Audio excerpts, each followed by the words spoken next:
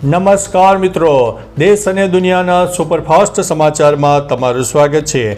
ગુજરાત માટે લાલ બત્તી સમાન કિસ્સો, મૃત્યુદરમાં 25%નો વધારો। ભારતમાં દર 4 મિનિટે એક મહિલાનું કેન્સરથી મૃત્યુ થાય છે। 2019થી 2023 દરમિયાન કેસોમાં 11%નો વધારો નોંધાયો છે, જ્યારે ગુજરાતમાં મૃત્યુદર 25% જેટલો ઊંચો ગયો છે। મોડેથી નિદાન થવાથી આ વધારો થયો છે, કારણ કે માત્ર 1.6% મહિલાઓ જ સ્ક્રીનિંગ કરાવે છે। 20 વર્ષની શરૂઆતથી જ નિયમિત યોગ્ય તપાસ અને સ્વતપાસ કરાવવાથી કેન્સરના સ્ટેજ 0માં પકડીને 100% બચાવી શકાય છે।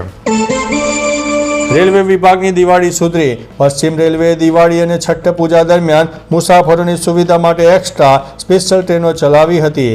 10 થી 27 ઓક્ટોબર દરમિયાન કુલ 262 ટ્રીપનું સંચાલન કરવામાં આવ્યું। આ ટ્રેનોમાં આશરે 4 લાખ મુસાફરોએ મુસાફરી કરી। રેલવે વિભાગને આશરે 42.5 કરોડની આવક પણ થઈ। દિવાળીમાં ઘરે જતા અને પરત ફરતા લોકોને આ ટ્રેનોએ મોટી રાહત આપી હતી। સાંસદ રવિ કિશનને જાનથી મારી નાખવાની ધમકી। ગોરખપુરના સાંસદ રવિ કિશનને જાનથી મારી નાખવાની ધમકી આપવામાં આવી છે। ધમકી આપનાર વ્યક્તિએ પોતાનું નામ અજય કુમાર યાદવ હોવાનું જણાવ્યું હતું, જે બિહારના આરા જિલ્લાના જવાનિયા ગામનો રહેવાસી છે। અહેવાલો અનુસાર અજય કુમાર યાદવે સંસદના અંગત સચિવ શિવમ ત્રિવેદીને ફોન કરીને અપશબ્દોનો ઉપયોગ કર્યો હતો અને ખુલ્લેઆમ જાનથી મારી નાખવાની ધમકી આપી હતી।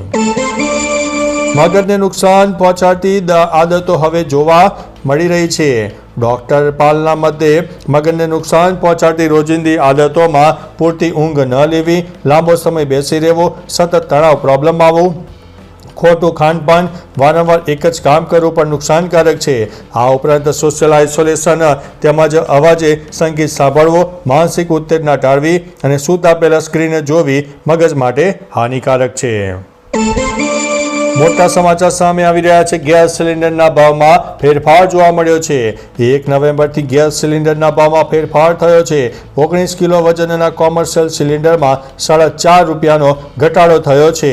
સાથે દેશમાં હવે આશરે 1750ની આસપાસ તે મળી રહ્યો છે। બીજી તરફ ઘરેલું વપરાશ માટે 14.2 કિલોનો સિલિન્ડર જૂના દરે જોવા મળશે, એટલે કે 868 રૂપિયા 50 પૈસા ઉપર યથાવત રહેશે। ગૃહિણીઓને હાલ કોઈ રાહત મળી નથી। ભાજપે શહેર અને જિલ્લામાં પદની નિમણૂક માટે 82 નિરીક્ષકો નિમ્યા છે।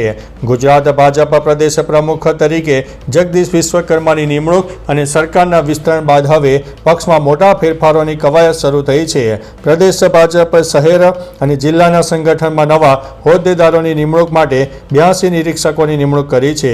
આ નિરીક્ષકો દર શહેર અને મહાનગરપાલિકામાં જઈને ઉપાધ્યક્ષ, મહામંત્રી અને મંત્રી સહિતના હોદ્દાઓ માટે 3 નામોની પેનલ તૈયાર કરશે।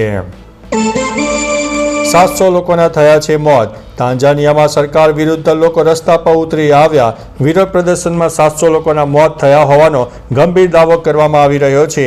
રાષ્ટ્રપતિ સામ્યા સુલુહુ હસને તાજેતરમાં મુખ્ય હરીફોને જેલમાં ધકેલી દીધા અથવા ચૂંટણી લડવા ઉપર પ્રતિબંધ મૂક્યો છે, જેના કારણે ધમાલો થઈ ગઈ હતી।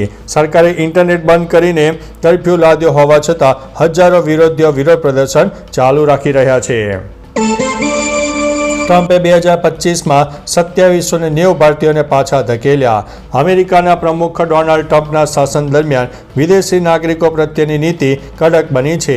જાન્યુઆરીથી ઓક્ટોબર 2025ના અંત સુધીમાં વિવિધ માપદંડો પૂરા ન કરવા બદલ 2790 ભારતીય નાગરિકોને અમેરિકાએ સ્વદેશ પરત મોકલ્યા છે।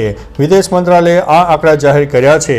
જોકે કડક નીતિના કારણે ગેરકાયદેસર ઘૂસણખોરી કરતા ભારતીયોની સંખ્યામાં 62%નો મોટો ઘટાડો પણ નોંધાયો છે।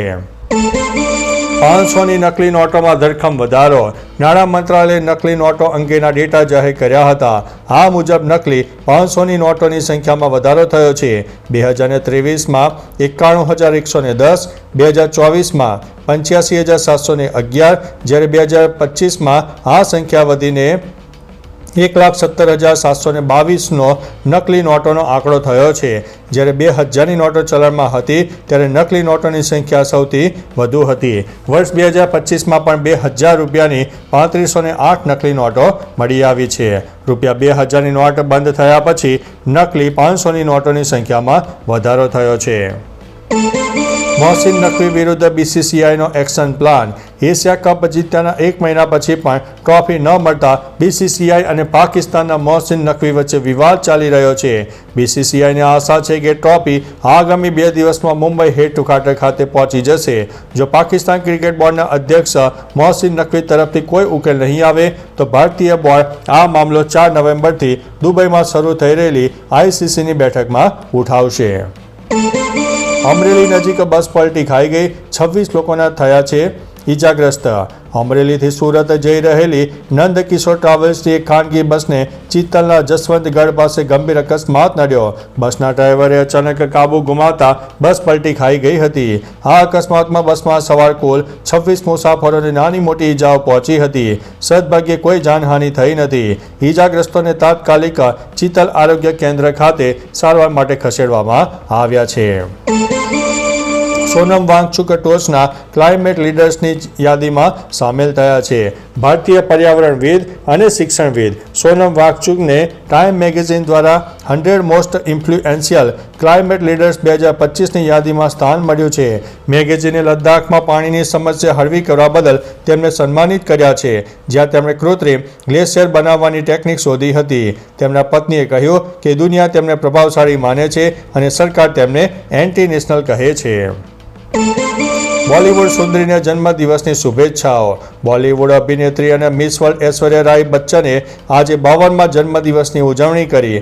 1 નવેમ્બર 1973ના રોજ મેંગલોરમાં જન્મેલી ઐશ્વર્યાએ દેવદાસ અને હમ દિલ દે ચુકે સનમ જેવી સુપરહિટ ફિલ્મોમાં અભિનયથી વૈશ્વિક ખ્યાતિ મેળવી છે.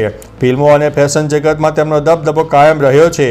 આ ખાસ દિવસે ચાહકો અને ફિલ્મ જગતના સ્ટાર સોશિયલ મીડિયા પર શુભકામનાઓનો વરસાદ કરી રહ્યા છે. તો ચાલો મિત્રો, ફરીથી દેશ અને દુનિયાના સુપરફાસ્ટ સમાચાર લઈને મળતા રહીશો. ત્યાં સુધી અમને રજા આપશો.